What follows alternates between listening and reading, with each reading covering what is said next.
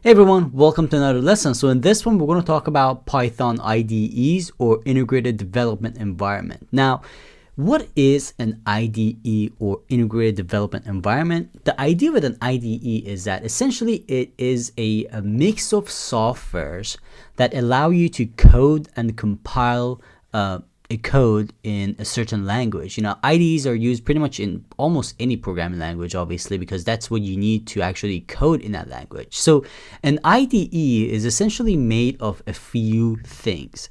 One of it is obviously the text editor, right? So this is a Python IDE or text editor like that I use, right?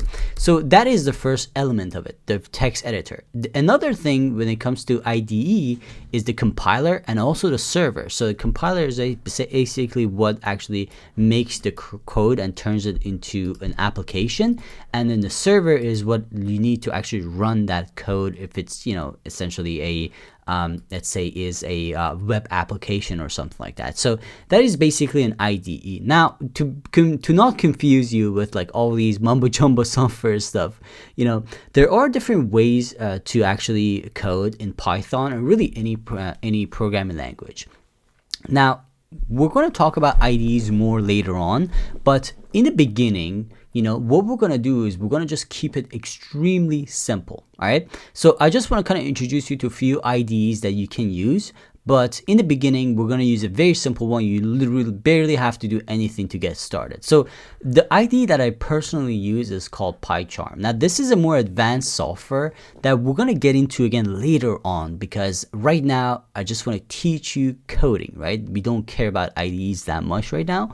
So this is what I use because, PyCharm it's a JetBrains software program. And again, what is it used for is essentially, it brings the whole IDE package to you, the text editor, the server, all that stuff. Anything you need just comes down with a single software, which is really nice. And also it allows you to, it gives you a lot of templates for, certain things that you want to build based on what you want to develop with Python. So again, that is what I personally use, and something I will talk about later on as well in future videos. All right, so in next sections where we get into more advanced Python stuff, I will get to PyCharm with you guys. Now, one of the things about PyCharm is that it is a free software, but also there's a paid version which I personally use. But if you actually Google up, let's actually take a look at this. Let's Google PyCharm. Okay, download. So if you actually take a look at it, you will be able to download it for yourself, just like this, right? So you can actually download. There are two versions. One's community, which is just pure Python development, which I recommend you to use, and also you can actually download the professional version as well, which is more advanced stuff. But again, that's for later. Another IDE that you can use is Visual Studio Code. This is actually a free editor. Let's actually Google that as well. I'm going to leave a link for you guys to all of this, by the way. Again, you just don't need it right now. The one that you need is actually another one, which I'll talk about. But, there's another one called VS Code. So this is called Visual Studio Code, and is a free software, and it's used widely all over the place, to code pretty much in any programming language, and it is free, so that's pretty cool. It is free, and when you actually download this, you won't be able to automatically code in Python. What you need to do is that after downloading it, you need to actually install the Python plugin. So if you actually go to what is it, manage here and extensions, you actually need to search for Python, okay, and you need to install it. Now, obviously, I've already installed it here, right? But if you don't have it, you can just essentially click install like this, right? And it is going to install it for you. For example, let me just install the extension pack, and just like that, I installed it. It says installing, and just give it 5 seconds, and you're good to go. Now, this usually is all you need if you're a Windows user. So for example, let me actually close this up real quick. So right now I got a Python code. It's a very simple thing. I'll talk about again code later on in the next section, but if I run it, it's gonna give me the hello world.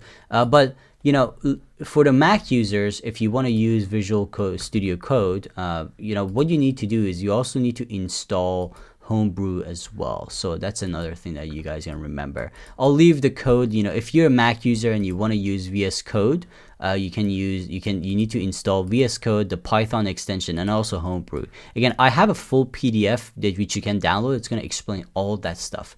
Now, for now, I don't recommend any of these. For now, I don't recommend PyCharm or the VS Code or anything like that. You can just keep them. But right now, what we're going to use is Replit. Now, Replit is actually an amazing free platform. And again, the cool thing about Replit is that it's completely free, and also you can literally start in less than 10 seconds. So if you actually go to replit.com, I'm going to leave a link for you guys as well in the resource section.